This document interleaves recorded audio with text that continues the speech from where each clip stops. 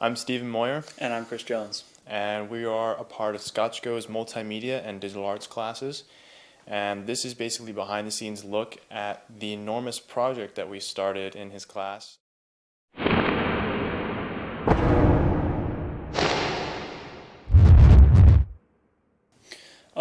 Steve emailed me a couple months ago and said, I've got this idea for a really cool project to do in ScotchGo's because we've got all this stuff. Let's put it together. And so I said, let's go. Let's do it. And we got together, we met, and we pretty much planned out how we wanted to go about doing this since there was no precedent for it. Nobody had tried it, so we had to do this all on our own. Hi, my name's Adam Lee, and I'm a part of the Solitude project. Maybe last month, Chris and Steve came up to me with this idea for a movie, I guess. They had in mind to promote a film using all of ScotchGo's equipment, all of his applications, all of his resources to create a film that didn't exist in all essence.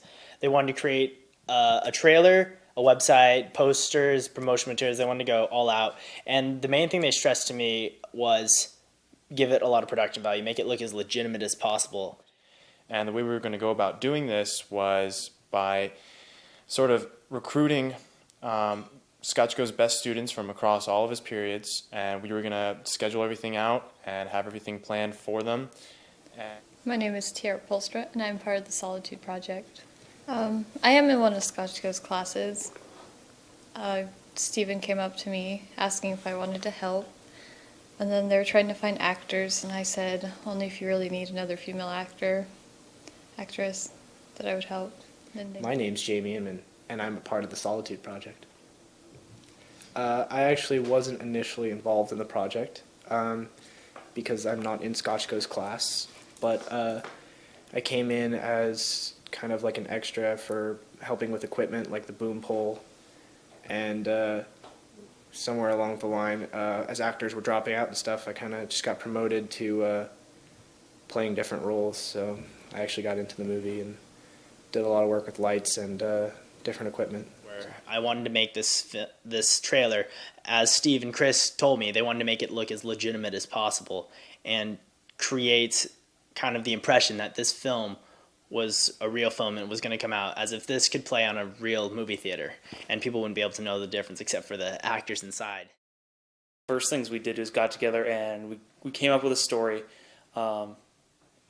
decided to storyboard it, and we put together note cards that Steve came up with some good ideas for. Yeah, we used 3x5 note cards because 3x5s essentially represent the ratio that you use when you film in widescreen. On the front of the note card, without the lines, we would have what the shot would look like. We'd draw it out, just a picture. And on the back of the note card would be the filming location, all the supplies we needed, and all the actors that we needed, so that anytime that we want to, we can just go back to the note cards and sort of order things so that we can film out of sequence, so that we can do it according to when everyone was available and what things we had at that time. Scheduled. You need to have a schedule, but you have to be lenient with that because a lot of our actors and actresses ended up not being able to come on certain days. We had to replan shooting days we had already planned twice, and it just gets a little crazy with that. But we ran into a lot of problems. We had to reschedule everything nearly every day. Even before our first day of filming, we lost our first two actors. Yeah. Well, one during the first day we lost due to miscommunications, and it was too late. And another one we lost because of scheduling conflicts. So one thing we really learned is that while we have to plan everything so that we're always doing something, we also have to be really flexible with our planning because we had to change it all the time. For the set schedule, and you have to show up every time, and you have to be ready to just go out there and do whatever they ask you to, even if it wasn't planned. A lot of this wasn't planned. We had an original plan, but, things didn't work out. Basically, just filming like a particular scene can take a really long time.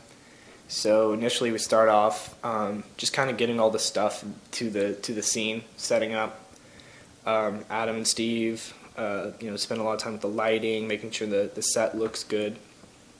While actors are just kind of chilling, maybe going over what they're supposed to do, what the scene's supposed to look like. And the other equipment people are basically just getting everything hooked up and ready. And so the equipment Scotchgo gave us, it's perfect. It's exactly what we needed. We have an HD camera, a Final Cut Pro using Final Cut Studio 2, and he has a boom shotgun mic right here, and we have a boom pole, which we always had an operator for, and it gives it a lot of production value as sound. People tell me 60% of the movie is sound. I'm not sure how true that is, but I know it's a large part. And lighting is a large part about filmmaking too. I mean, in order to make it look real, you need to make it fake first. In my opinion, really nice, especially for the time we had to do it. Only maybe a month. Yeah. One thing we're kind of really proud of, and that because we had to, is we had to shoot on a budget of nothing. we could Zero. I mean, I think we could probably factor in the $30 total we spent on food, and duct tape.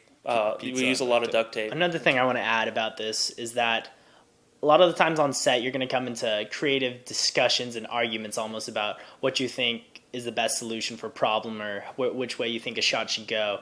And one of the most important things you can do on set is to be able to cooperate and kind of go with someone else's critiques and be able to suggest another idea you might have that might go in another direction. I know on set, Steve and I, we never fought or anything, but there would be times when we would each think one shot would be good, another would be good, and we kind of ultimately want to compromise. If you think one shot would look good with maybe a bluer color or a warmer color, then you take both, compromise, and you can take it into your editing bay and figure out which one's the best. And so on set, you need to be able to be creative and take criticism and be able to give criticism at the same time. Nailed it. Pretty awesome. It's top quality work. Prodigious.